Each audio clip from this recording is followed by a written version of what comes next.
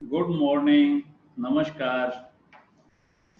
मैं अशोक श्री अरविंदो सोसाइटी के प्रतिनिधि के रूप में आप सभी शिक्षकविद जो भी हमारे साथ जुड़े हैं,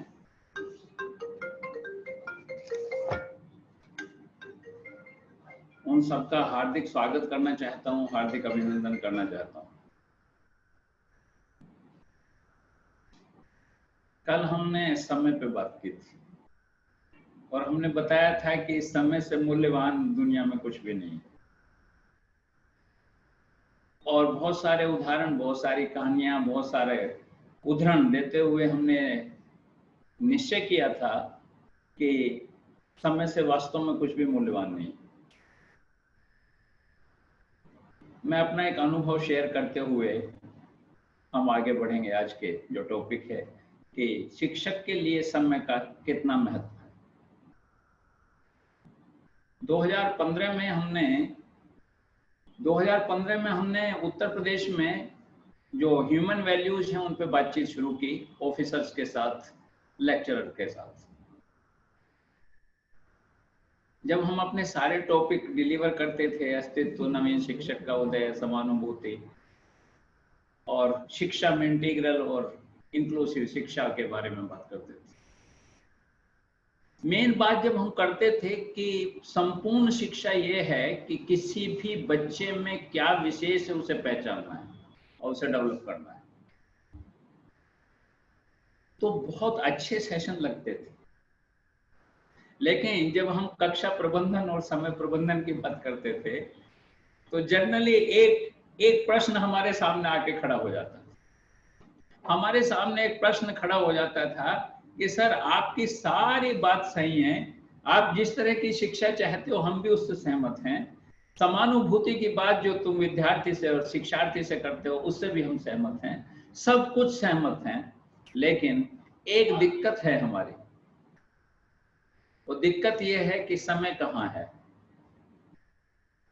हमें निश्चित समय में मिलता है कि इतना समय है कि इस समय में हम सारा कुछ पाठ्यक्रम भी पूरा करना है, और बहुत सारे अटेंडेंस के काम होते हैं, कुछ वजीफे के लिए कागज तैयार होते हैं, बहुत सारे मसले हैं स्कूल के जो सब पूरे करने पड़ते हैं, रजिस्टर पूरा करना पड़ता है। तो बच्चे के लिए उसके अंदर क्या विशेष है उसे जान कर डेवलप करने की जो बात आप कर रहे हैं उसमें समय नहीं मिलता। तो हमने एक सेशन शुरू किया, उसमें कहा कि आपके जो स्कूल की समस्याएं हैं वो समस्याएं हमें बताइए और उनका रचनात्मक समाधान दीजिए। आपकी जो भी समस्याएं हैं उनका समाधान बताइए क्या हो सकता है।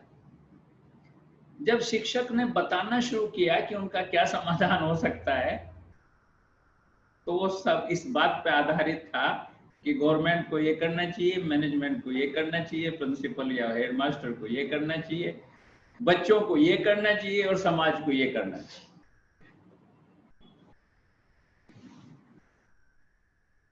मुझे क्या करना चाहिए उसमें इंक्लूड नहीं। और हम ये चाहते थे कि शिक्षक स्वयं को केंद्र में रखते हुए, स्वयं को आधार बनाते हुए हमें ये बताए कि मैं इस समस्या का समाधान कैसे कर सकता हूं। गवर्नमेंट की बात, मैनेजमेंट की बात, प्रिंसिपल की बात, हेडमास्टर की बात, समाज की बात, बच्चों की बात, वो तो सब ठीक है, लेकिन हम ये चाहते थे कि समस्या का जो समाधान है, जो रचनात्मक समाधान है, वो शिक्षक को केंद्र में रखते हुए हमें पता लगना चाहिए, जिसके केंद्र में, उस समस्या के समाधान के केंद्र में शिक्षक हो, हमें ऐसा समाधान चाहिए। तो फिर चीजें निकलनी शुरू हुई। जब हमने बात ही कर दिया कि हम दूसरी बात सुनेंगे ही नहीं, गवर्नमेंट की क्या और मैनेजमेंट की क्या, उस बात को छोड़िए, आप ये बताइए कि आप इसका समाधान कैसे निकाल सकते हैं। ईमानदारी से जब बात शुरू हुई तो आपको आश्चर्य होगा कि सारी समस्याओं का समाधान शिक्षक के पास उपलब्ध है। सारी समस्याओं का समाधान उसी शिक्षक के पास जा था जो समस्या बता रहा था। और बस यही तो हम चाहते थे, यही तो परिवर्तन चाहते थे, यही तो परिवर्तन स्वीकार्यता चाहते थे हम शिक्षक से, कि वो ये स्वीकार कर ले कि एट प्रेजेंट जो संसाधन हैं उन संसाधनों में ही इस समस्या का समाधान है। आज भी हम वही बात कह रहे हैं। हम ये बताना चाहते हैं, सबसे पहले तो मैं बताना चाहता हूं आपको कि आप बहुत बहुत सौभाग्यशाली हैं। आप इतने सौभाग्यशाली हैं कि आपके रिटायरमेंट तक आप बचपन में जी सकते हो। आप उस बचपन के साथ हो जो आपको बचपन में जीने के लिए मौका दे रहा है, एक अवसर दे रहा है बचपन में जीने का। बच्चों के साथ जब आप खेलते हो तो आप बच्चे बन जाते हो। किसी दादी बाबा को खेलते हुए देखिए अपने पोतों से, अपनी पोतियों से, जब वो उनके साथ खेलते हैं तो बच्चे बन जाते हैं। बच्चे बन जाते हैं तो जो ऊर्जा बचपन में पैदा नहीं हुई थी आज वृद्धावस्था में पैदा हो जाती है और उनका जीवन बढ़ जाता है। आपका तो प्रतिदिन जीवन बढ़ रहा है क्योंकि आप बचपन के साथ थे, प्रतिदिन बचपन के साथ। एक बार कॉलेज के कुछ स्टूडेंट से मेरा रूबरू होने का मौका मिला।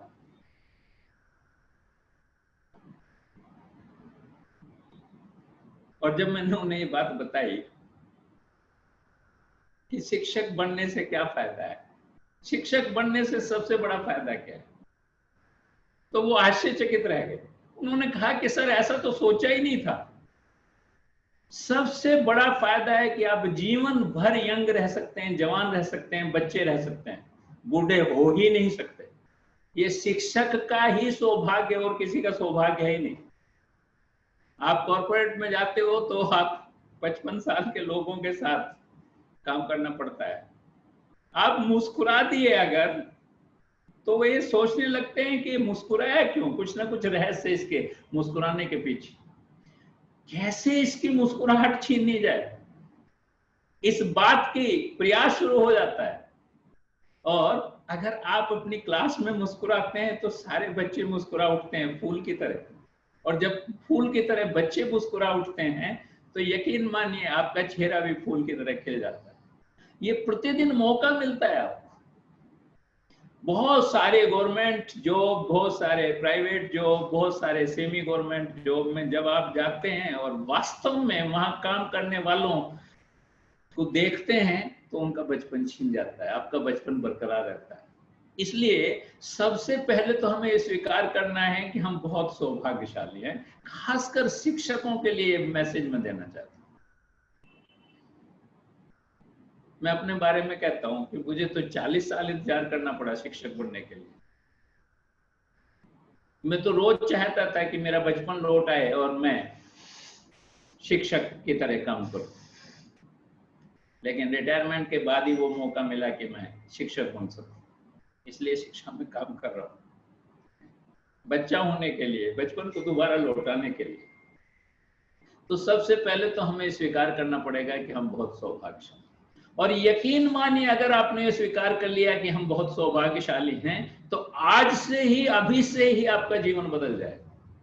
और आपका जीवन बदल गया, आप बदल गए, तो यकीन मानिए कि एक शिक्षक करीब 3000 बच्चों का निर्माण करता है अपने जीवन काल में, अपने सर्विस काल में। उन 3000 बच्चों का जीवन बदल। तो हम पहले तो ये स्वीकार करें कि हम सौभाग्यशाली हैं और हम निर्माता हैं इस देश के, अगली पीढ़ी के। और अगर ये भाव आ गया तब मैं अपनी बात आगे शुरू करता हूं। मैं अपनी बात शुरू करता हूं कि सच्चाई ये है कि हम में कितनी ताकत है, हम में कितनी क्षमता है, हम कितना कुछ कर सकते हैं, इसका आकलन कभी कभी हम नहीं करते। इसलिए अपने सेशंस में एक एक्टिविटी हम कराते हैं जो आपके साथ भी कराना चाहें। हम रूबरू नहीं है, आमने सामने नहीं है, इसलिए वो संभव नहीं है कि हम उस तरह से एक्टिविटी करा सकें, लेकिन आपको उस एक्टिविटी के थोड़ी सी भूमिका में बताता हूं। हम कहते हैं कि 1 मिनट में आप कितनी जीरो बना सकते हैं। हम शिक्षकों से पूछ रहे हैं, आपसे भी पूछ रहे हैं, हम आपसे पूछ रहे हैं कि 1 मिनट में एक पेज पे आप कितनी जीरो बना सकते हैं, कितने गोले बना सकते हैं। कोई 30 की बात करता है, कोई 40 की बात करता है, कोई 50 की बात करता है, कोई और कम की बात करता है, थोड़े से और ज्यादा की बात। और जब हम ये एक्टिविटी कराते हैं, चाहे आप भी करके देख सकते हैं, कि अगर हम घड़ी लेके कहें कि अब, और आप गोले बनाने शुरू करें और हम करें कि बंद, तो आप गोले बनाने बंद कर दें। यकीन मानिए जो आपने सोचे हैं उससे करीब करीब डबल गोले, डबल सर्कल, डबल जीरो आप बना दो। मैं जस्ट छोटे से उदाहरण से एक बात स्पष्ट करना चाहता हूं कि समय की वैल्यू जब पता चलती है, जब हम पूरी क्षमता के साथ, पूरे कमिटमेंट के साथ, पूरे मनोभाव के साथ उसे काम को करते हैं, तो हम दोगुना काम कर सकते हैं। ये एक उदाहरण है, सच्चा उदाहरण है, आप भी करके देख सकते हैं। तो जो हम शिक्षक खासकर ये बात कहते हैं कि समय नहीं है सर, मैं उस बात से सहमत नहीं हूं, मैं उस बात से बिल्कुल सहमत नहीं। हाँ, कुछ टिप्स पे, कुछ बातों पे हम जिक्र कर सकते हैं कि हम कैसे समय की बचत कर सकते हैं, हम कैसे समय को प्रतिबंधित कर सकते हैं, कैसे कक्षा को प्रतिबंधित करते हुए, कक्षा का प्रबंधन करते हुए हम किस तरह से समय का प्रबंधन कर सकते हैं, इस विषय पे हम आपसे बातचीत करेंगे। सबसे पहले जब आप क्लास में जाते हैं तो निश्चित रूप से आपको क्लास थोड़ी अव्यवस्थित मिलती है। बेशक आप पीरियड खत्म करने के बाद जा रहे हो या एकदम इनिशियल शुरू में जा रहे हो, आपके मन में आता है कि मेरा क्लास पर नियंत्रण नहीं है, मुझे 2 मिनट 5 मिनट लग जाते हैं उसे नियंत्रण करने में। आपने कभी सोचा है कि आपका नियंत्रण क्यों नहीं? आपने कभी सोचा है कि ये बच्चे क्यों नहीं व्यवस्थित होकर बैठते? क्यों जब मैं घुसता हूं क्लास में तो क्यों ये बिल्कुल व्यवस्थित और सुव्यवस्थित होकर क्यों नहीं बैठता है बच्चा? पहली बात यह है कि बच्चे का स्वभाव स्वतंत्र रहने का है, ये बात हमें स्वीकार करनी पड़ेगी। हमें स्वीकार करना पड़ेगा कि बच्चा बंदर की तरह कूदने में विश्वास रखता है, एक दूसरे से लड़ने झगड़ने में, एक दूसरे की किताब पेंसिल कॉपी इधर उधर करने में, इनमें सब में विश्वास रखता है। ये स्वाभाविक प्रक्रिया है उसकी, स्वाभाविक प्रवृत्ति है उसकी, उसे स्वीकार करना पड़ेगा। इसलिए नियंत्रण करने के लिए हमें कुछ करना पड़ेगा। वो नियंत्रण स्वयं नहीं करेगा क्योंकि उसकी प्रवृत्ति में नहीं है। ये बात अगर हम स्वीकार कर लें तो निश्चित रूप से हम कुछ बेहतर कर पाएंगे। तो कैसे नियंत्रण करें? नियंत्रण करें कि हम एक वातावरण क्रिएट करें, हम एक एटमॉस्फेयर क्रिएट करें, ऐसा क्रिएट करें कि बच्चे ऐसे व्यवस्थित हो जाएं कि शिक्षक आएगा और हमें कुछ रुचिकर बताएगा। शिक्षक आएगा तो हमें कुछ ना कुछ ऐसा बताएगा जैसे आज से पहले हमने वो नहीं सुना है। इसलिए अगर आप पूरी क्लास का एक मॉनिटर बना सकते हैं, आप रो वाइज मॉनिटर बना सकते हैं, आप लड़के और लड़कियों में बांट के मॉनिटर बना सकते हैं, उन सब के द्वारा आप व्यवस्थित कर सकते हो अपनी क्लास को। लेकिन उनके मन में एक भाव उत्पन्न करना पड़ेगा कि शिक्षक आके कुछ रोचक बताएगा। इसलिए अगर आप अपनी क्लास एक छोटी सी कहानी से शुरू करते हैं, अगर आप अपनी क्लास एक छोटे से उदाहरण से शुरू करते हैं, अगर अपनी क्लास आप एक समाचार पत्र के किसी रोचक समाचार से शुरू करते हैं, तो बच्चों में ये उत्सुकता बनी रहेगी कि सर अगर आएंगे तो सबसे पहले तो सुनाएंगे। और अगर आप शर्त रख दें कि देखो मैं तभी सुनाऊंगा आपको जब मुझे पूरी क्लास व्यवस्थित मिलेगी, चुपचाप शांत मिलेंगे, तो मैं अपनी आती कहानी शुरू कर दूंगा। आपको रोज एक नई कहानी सुनाऊंगा, मैं रोज आपको एक नया उदाहरण सुनाऊंगा, मैं स्वयं अपनी कोई घटना सुनाऊंगा, मैं कुछ ना कुछ ऐसा सुनाऊंगा, समाचार पत्र का सुनाऊंगा जो आपको अच्छा लगेगा, आपको रोचक होगा, आपका ज्ञानवर्धन होगा। बच्चे अनुशासित होकर बैठ जाएंगे। मैं एक उदाहरण आपको जरूर देना चाहता हूँ। अगर आप क्लास में चाहते हैं कि अनुशासन बच्चे करें, तो आपको तर्क साध अनुशासन कायम करना पड़ेगा, यानी कि प्रेरणादायक अनुशासन क्रिएट करना पड़ेगा।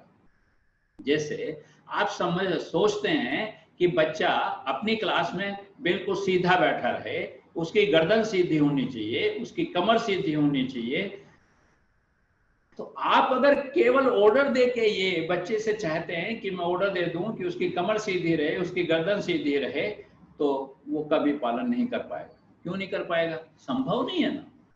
सुबह से शाम तक सीधा तना हुआ बच्चा बैठा रहे, ये संभव नहीं है।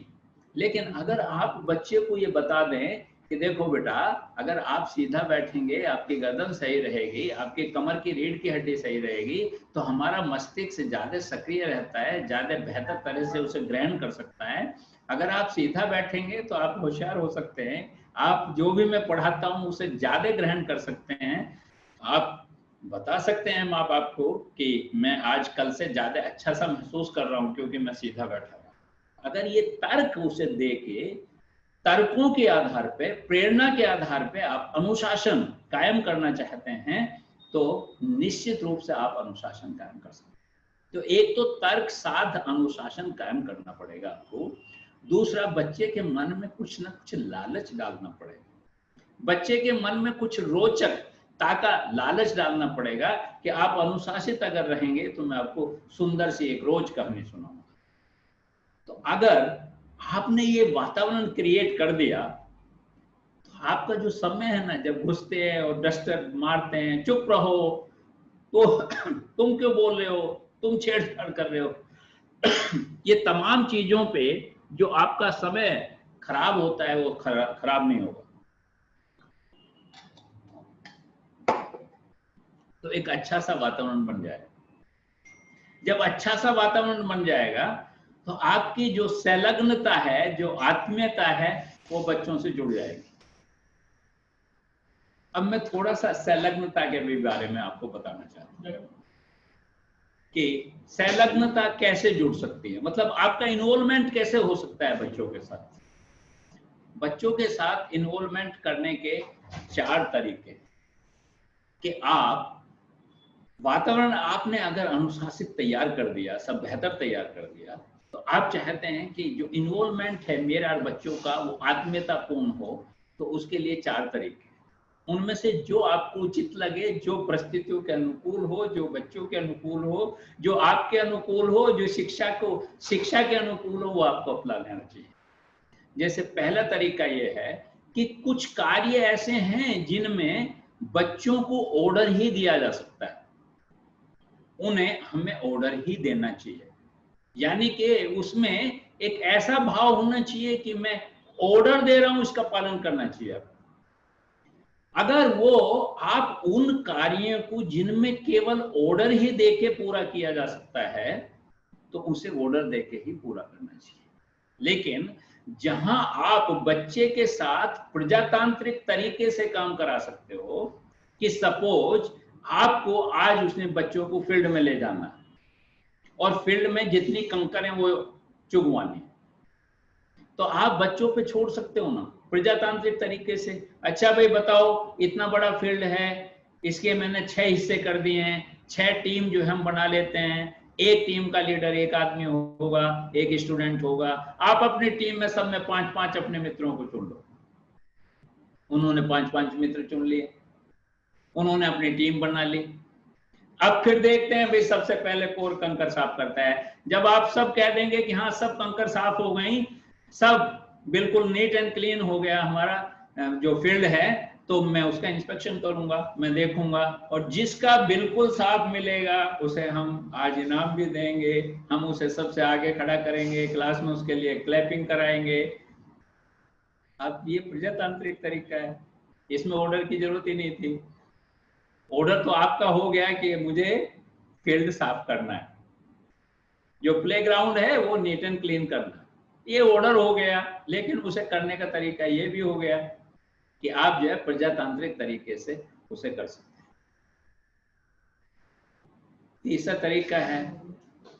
तरीका है कि आप भी उनके साथ इन्वॉल्व हों। कुछ कार्य ऐसे हो सकते हैं कि मान लो सीट अरेंजमेंट चेंज करना है, शिक्षक चाहता है कि आज मुझे जमा पढ़ाना है, आज मुझे गुना पढ़ानी है, तो मैं सीट अरेंजमेंट वैसे ही चाहता हूं। आज मुझे कुछ ना कुछ एक खेल दिखाना है, तो मैं सीट अरेंजमेंट सर्किल में चाहता हूं। आपके बिना इन्वॉल्वमेंट किए, आपके बिना डायरेक्शन के, बिना स्टूडेंट के इन्वॉल्वमेंट किए वो पूरा नहीं हो सकता है। तो तीसरा तरीका ये है कि हम उसे इन्वॉल्वमेंट, पार्टिसिपेटरी जिसे बोलते हैं, कि उनकी भी हिस्सेदारी करें। हम उनकी हिस्सेदारी करके भी अपना कार्य पूरा कर सकते हैं। और चौथा सबसे सुंदर तरीका है, सबसे अच्छा तरीका है, डेवलपमेंट का तरीका है, विकसित करने का तरीका है, कि बच्चे से आप स्वयं कहें कि मुझे ये कार्य चाहिए, लेकिन आप डिसाइड करोगे कि ये कार्य कैसे करेंगे। मुझे कुछ पता नहीं, मैं बैठा हुआ देख रहा हूं, मेरे से कुछ पूछना है तो आके पूछ लेना, लेकिन मैं बताऊंगा ना अपनी तरफ से मैं कुछ नहीं बताऊंगा। आपको स्वयं निर्धारित करना है कि ये काम कैसे पूरा करना है। ये लेसेस फेयर इसे बोलते हैं, कि आप अपने आप ही डिसीजन करेंगे। अगर आप इस तरीके से बच्चों से कार्य कराएंगे, चाहे वो अध्ययन का कार्य हो या कोई अन्य कार्य हो, तो यकीन मानिए आपकी संलग्नता, आपका इन्वॉल्वमेंट बच्चों के साथ बढ़ जाता है।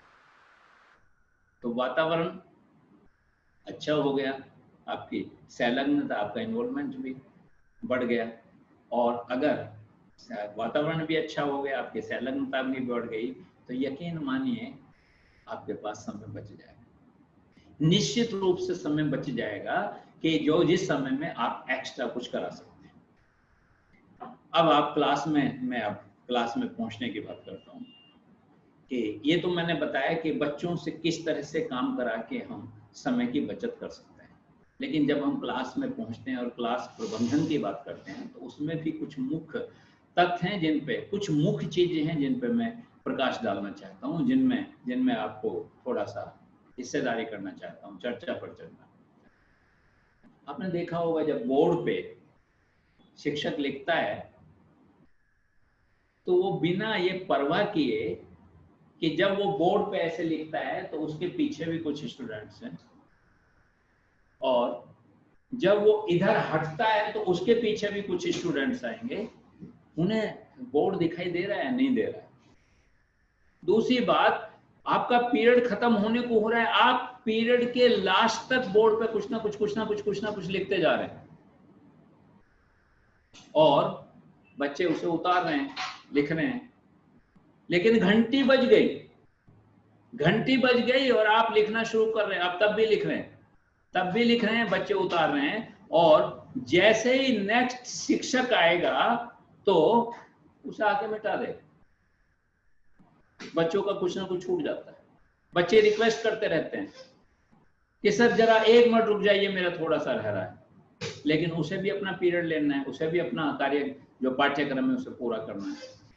तो इसका क्या प्रयोग, हमने एक बात हम आपको बता दें कि कक्षा प्रबंधन की अगर परिभाषा है तो परिभाषा हम अच्छे से समझ लें कि जो भी क्लास में उपलब्ध संसाधन हैं उनका क्रमबद्ध हमें संपूर्ण उपयोग ही कक्षा प्रबंधन कहलाता है। 3 बात हुई। पहली बात हुई कि जो उपलब्ध संसाधन हैं, दूसरी बात हुई कि उपयोगिता के आधार पे हमें क्रम वाइज उनका उपयोग करना है, तीसरी बात हुई कि संपूर्ण उपयोग करना है। जैसे हम अभी ब्लैक बोर्ड की बात कर रहे थे, हम ब्लैक बोर्ड को अगर 2 हिस्सों में बांट लें और हम एक हिस्से में पहले लिखें और फिर दूसरे हिस्से में लिखें। जो एक हिस्सा है उसे बच्चे उतारने में, अपना लिखने में, उसकी कॉपी करने में उन्हें कोई परेशानी नहीं। अब जब दूसरा हिस्सा भर गया और हम पहले हिस्से पे कुछ लिखना चाहते हैं तो निश्चित रूप से दूसरा हिस्सा फ्री हो गया उतारने के लिए। हम पहले वाले हिस्से को मिटा के, यानी कि आधे बोर्ड को मिटा के हम उस पर लिखना शुरू कर सकते हैं। तो आधा बोर्ड तो अभी है, आधा बोर्ड तो सब चमक ही रहा है, आधा बोर्ड पे बच्चे उतार सकते हैं। अगर नया शिक्षक भी आ गया, अगर दूसरा पीरियड का शिक्षक भी आ गया, तो हम उससे रिक्वेस्ट कर सकते हैं कि सर आपको अगर कुछ लिखना है, कुछ करना है तो सर इधर लिख लीजिए, जरा सा जो इस साइड में है ना, इसमें 2 मिनट का हमें समय लगेगा, 2 मिनट में हम उतार लेंगे, आप शुरू कीजिए, तब तक हम उतार लेंगे। बच्चा कंप्लीट उतार सकता है। जो शिक्षक चाहता है कि वो उतार के अपनी कॉपी में ले जाए, कॉपी करके ले जाए। तो जस्ट मैंने एक बताया कि जो है आप बोर्ड का संपूर्ण उपयोग कर सकते हैं। दूसरा जो सबसे महत्वपूर्ण है कि जो बैठने की व्यवस्था है ना स्टूडेंट्स की, वो आप अपने टॉपिक के हिसाब से कर सकते हो। जिससे मैं अभी जब बात कर रहा था कि सपोज आपको जमा पढ़ाना है, प्लस पढ़ाना है, उस दिन आप बच्चों को प्लस की स्थिति में बैठा दीजिए, जीवन भर वो प्लस नहीं भूलेंगे, उसके साइन को नहीं भूलेंगे।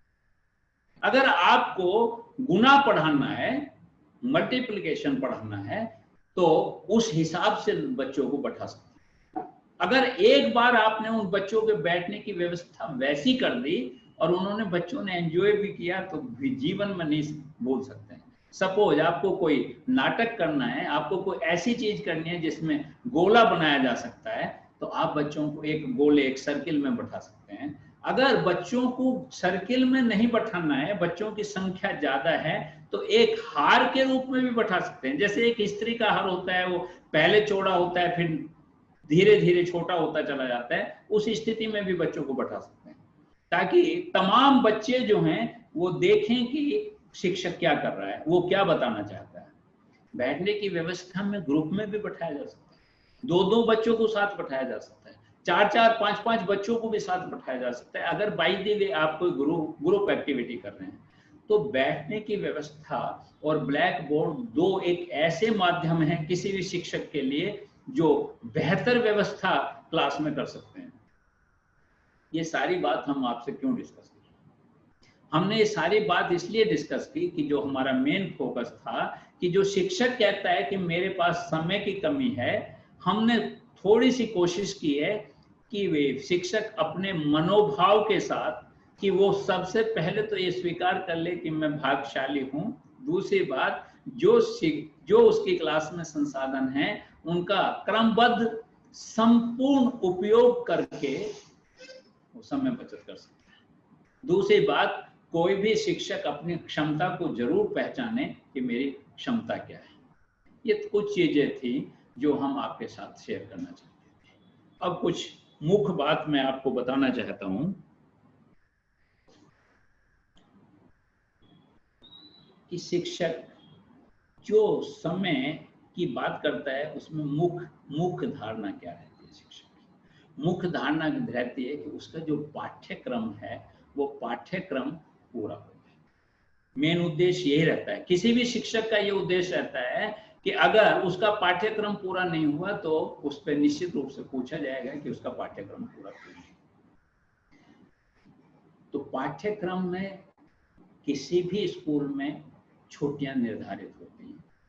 किसी भी पाठ्यक्रम पूरा करने के लिए उसे पता होता है कि उसके वर्किंग डेज कितने हैं।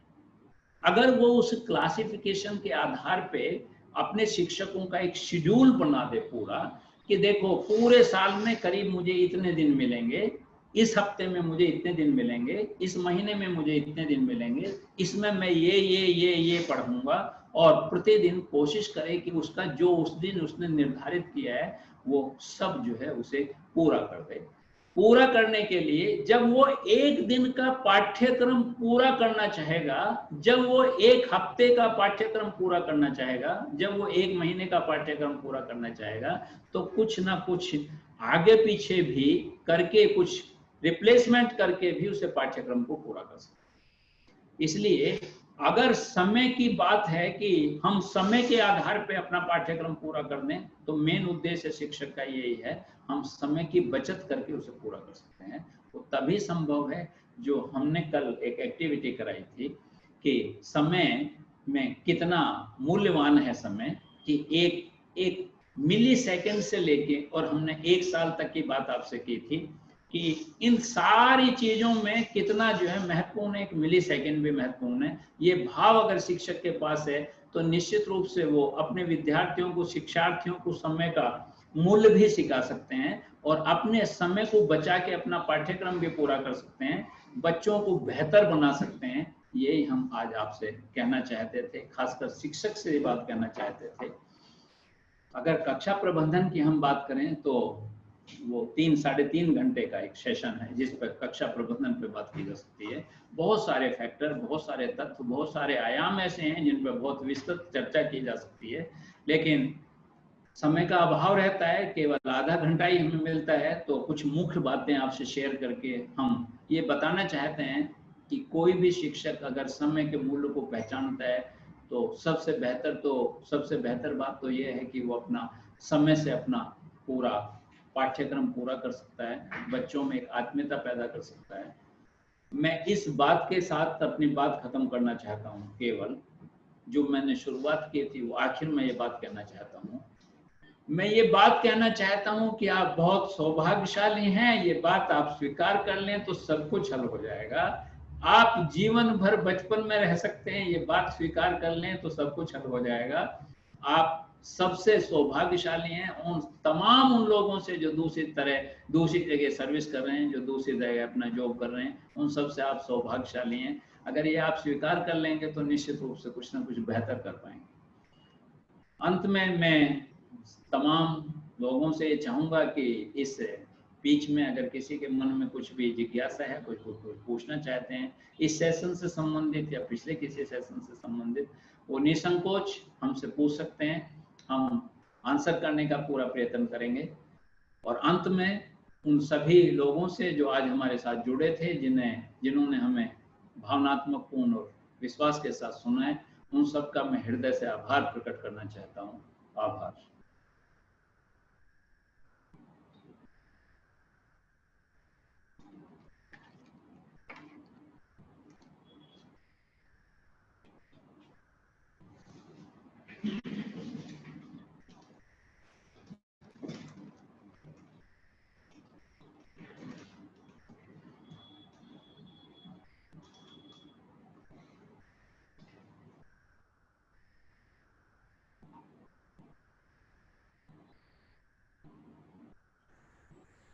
नमस्कार सर, आवाज आता है? हाँ, आपकी आवाज आ रही है मैम, बोलिए।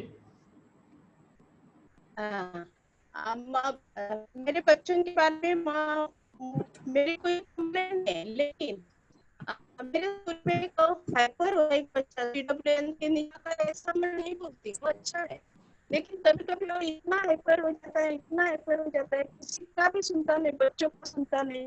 मैं लाड प्यार से उसको नजदीक रहते हैं तो भी मेरे भी सुनने को उसका मन नहीं रहता। वो टाइम हम क्या करेंगे? सब वातावरण ही बिगड़ जाता है। एक मिनट मैम, आपकी आवाज कट रही थी, तो जो सपोर्टिंग स्टाफ है मैं उससे आपका क्वेश्चन जानने का प्रयत्न कर रहा हूँ। मैम ये कह रही है उनका एक स्टूडेंट है जो बहुत ज्यादा हाइपर हो जाता है, बहुत बार वो कुछ भी कर लो किसी की सुनता ही नहीं है, तो ऐसी स्थिति में मैं क्या करूँ? मैम, आपका क्वेश्चन है कि मेरा एक स्टूडेंट है जो कई बार जो है वो बिल्कुल नहीं सुनता है, बहुत हाइपर हो जाता है और किसी भी तरह से वो काबू में नहीं आता है, ना भावनात्मक, ना बौद्धिक, ना दंड के हिसाब से, तो मैं उसका क्या करूं? यही क्वेश्चन है ना आपका?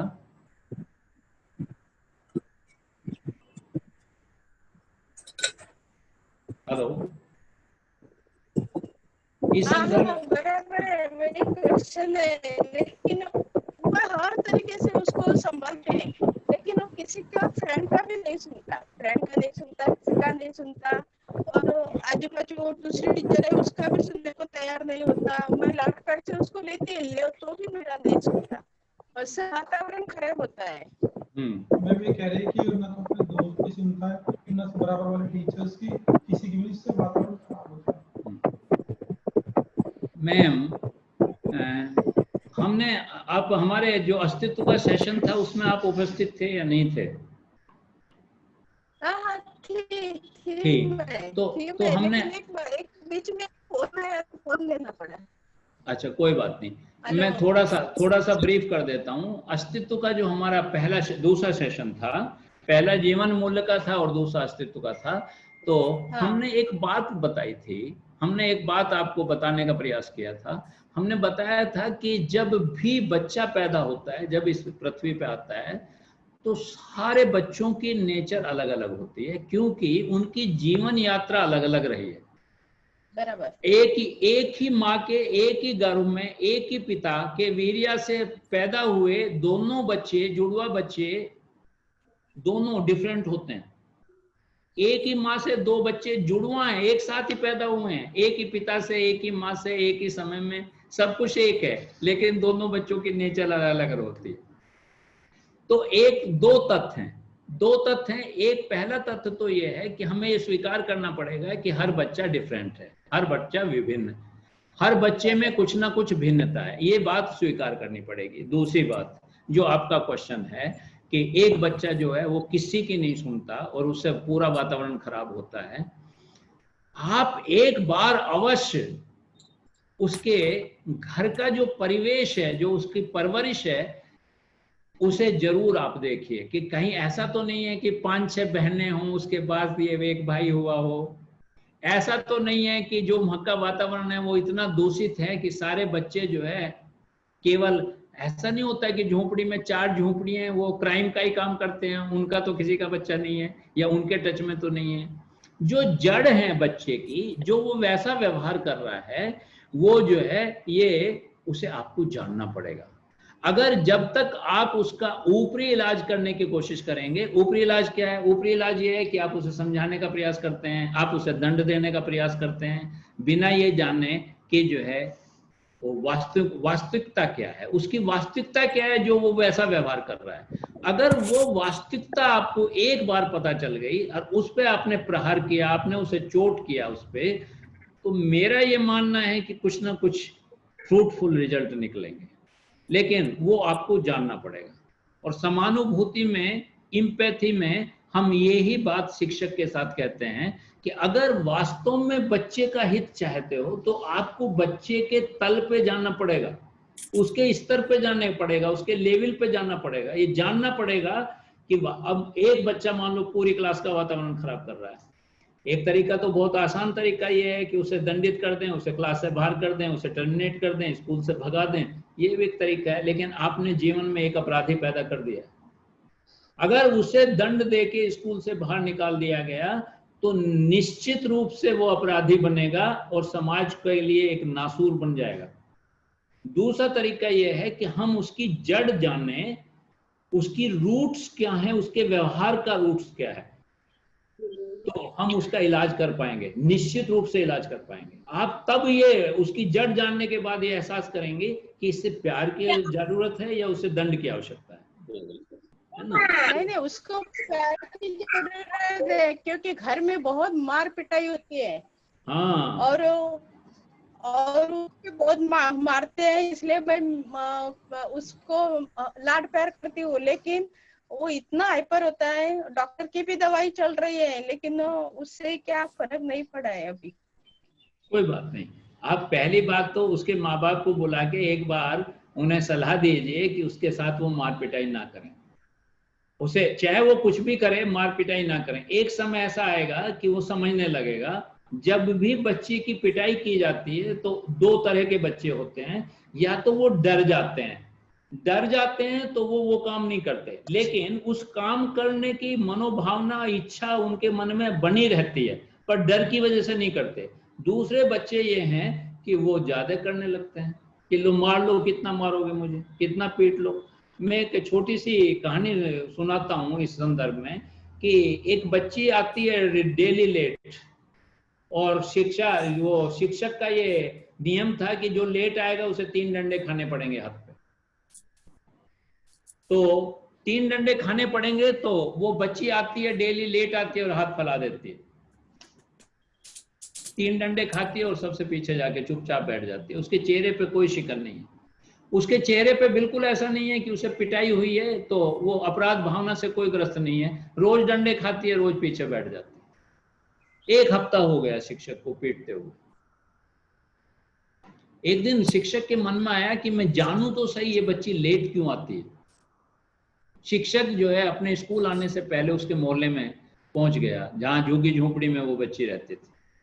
पता चला कि इस नाम की बच्ची यहाँ रहती है। उसने पूछा तो उन्होंने कहा हाँ सर रहती है, उसकी मदर की डेथ हो गई थी 8-10 दिन पहले। उसके 2 छोटे भाई बहन है, एक बहन है और भाई है। उन्हें सुबह वो नहलाती है, खिलाती है, खाना बनाती है। मुश्किल से 10-12 साल की बच्ची है, वो सब उनका करके जाती है। उन्हें स्कूल में भेजती है, तब अपने स्कूल जाती है। जो बाप है वो मजदूर है, सुबह मजदूरी करने चला जाता है, शाम को वो मजदूरी नहीं करेगा तो उसे खाना कहाँ से मिलेगा। अब वो बच्ची वो अपने स्कूल में चला जाता है, शिक्षक स्कूल में चला जाता है तो बच्ची फिर भी लेट आती है, जैसे रोज लेट आती थी आज भी लेट आती है।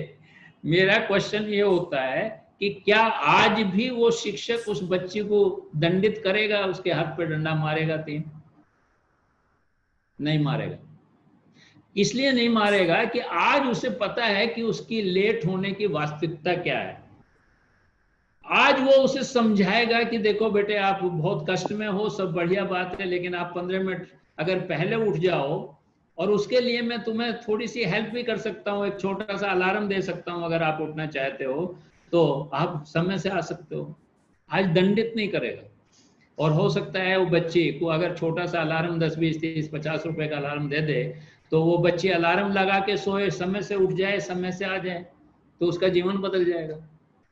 तो हमें किसी भी बच्चे में अगर वो अस्वाभाविक व्यवहार कर रहा है तो उसके 2 ही कारण हैं। एक कारण तो ये है कि उसका जो परवरिश है, जो वातावरण है, वो निश्चित रूप से इतना दूषित है कि जिसका प्रभाव उसके व्यवहार पे है। दूसरा ये हो सकता है कि वो रोगी हो, मानसिक रोगी हो। मानसिक रोगी हो तो उसे डॉक्टर को दिखाने की बात है। शिक्षक के अगर बस में है, उसकी कैपेसिटी में है, तो उसे सहयोग कर सकता है उसके माँ बाप को, और अगर नहीं है तो उसके माँ बाप को बता सकता है कि मानसिक रोगी है, आप इसे दिखाइए, दवाई करिए। यही कर सकता है शिक्षक, और क्या कर सकता है। लेकिन जब तक हम उसके एक्चुअल कारण क्या है, जब तक उसे नहीं जान लेंगे, और ये मैं केवल विद्यार्थियों की, शिक्षार्थियों की बात नहीं कर रहा, हमारे भी अगर 2 बच्चे हैं तो दोनों का स्वभाव अलग होता है। कई बार मैं अपनी एक जीवन की घटना आपको सुना देता हूँ, आप सब हंसेंगे बहुत। मेरी उम्र होगी 5 साल की। मेरी माँ ने नया स्वेटर बनाया और मुझे नया स्वेटर पहना दिया। और जब नया स्वेटर पहन लिया तो मैंने कोई डिमांड की होगी, किसी बिस्किट की, किसी चीज की, किसी खाने की। पहले तो हमारी उम्र में तो ऐसी छोटी सी डिमांड कोई होती थी, वो डिमांड पूरी नहीं हो सकती थी। मैंने कहा नहीं, मुझे तो यही चाहिए। जब माँ ने कहा कि ये तो नहीं मिल सकता है, ये नहीं है, उपलब्ध नहीं है, तो मैंने कहा जो तुम्हारा स्वेटर है ना, इसे गंदा करूंगा। और मैं जमीन पर लेट गया और जितना गंदा कर सकता था कमर रगड़ के करने लगा। माँ ने बहुत समझाया कि ये गलत बात है जो तुम कर रहे हो, नया स्वेटर है, अभी बुना है, इसे आप गंदा कर रहे हो। तो मैंने कहा तो मैं तो और कीचड़ में करूंगा इसे। और जीवन में पहली बार मेरी पिटाई हुई। मेरे फादर ने मेरी पिटाई की और आज तक वो पिटाई मुझे याद है।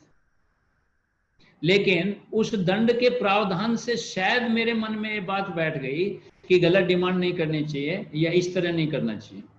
ये भी एक प्रक्रिया थी। लेकिन दूसरी प्रक्रिया भी हो सकती थी कि मैं तो अब ऐसे ही करूंगा। अगर बार बार मेरी पिटाई होती तो शायद ये भाव उत्पन्न हो जाता कि मैं तो अब ऐसा ही करूंगा। लेकिन केवल एक बार पिटाई हुई और वो सही पिटाई थी, मेरी समझ में आई ये बात, मुझे समझाई गई ये बात, तो शायद मैंने फिर जिद करना छोड़ दिया। शायद मैं जस्ट अपने जीवन की एक घटना बता रहा हूँ।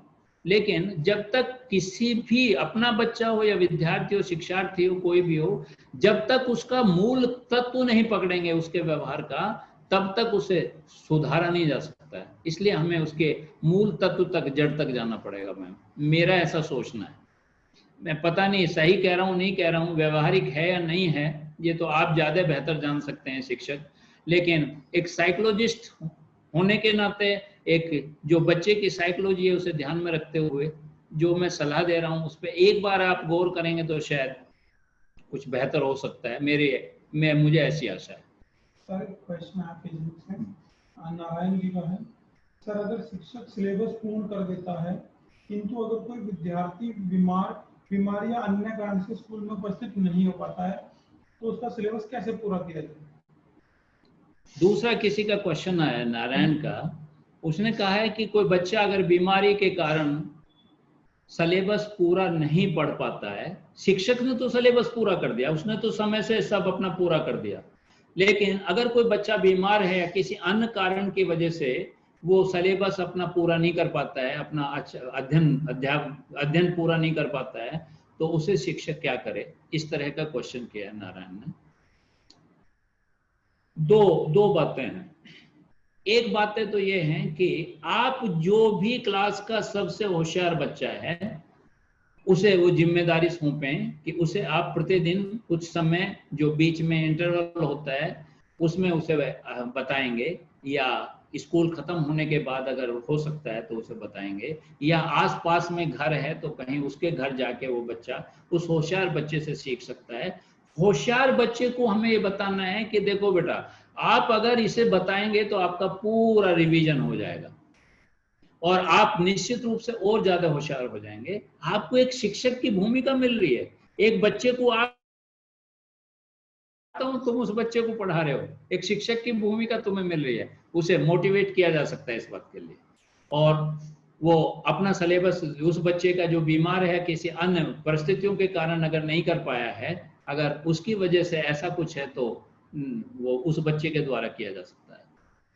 ये काम एक बच्चे के अलावा 2 बच्चों को भी दिया जा सकता है, 3 बच्चों को भी दिया जा सकता है। मान लो 2 या 3 सब्जेक्ट्स हैं तो 3 बच्चे जो 3 होशियार बच्चे हैं उन्हें एक एक सब्जेक्ट की बात की जा सकती है कि देखो ये सब्जेक्ट आपको पूरा कराना है, ये सब्जेक्ट आपको पूरा कराना है, ये सब्जेक्ट आपको पूरा कराना है। ये तो बच्चों की सहायता से आप उसका पाठ्यक्रम पूरा करा सकते हो।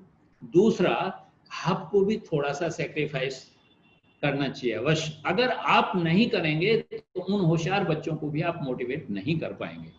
आपको क्या करना है? आपको ये करना है कि आप कहें कि देखो बेटा, जब छुट्टी हो जाती है तो मैं आपको आधा घंटा प्रतिदिन एक्स्ट्रा बता के जाऊंगा, गाइड करके जाऊंगा। आप मेरे साथ बैठेंगे, आधा घंटा मेरे साथ बैठ के रोज काम करेंगे। उनमें एक बच्चा भी हो सकता है और ऐसे 4 बच्चे भी हो सकते हैं। उन चारों बच्चों को भी आप आधा घंटा डेली दे सकते हो।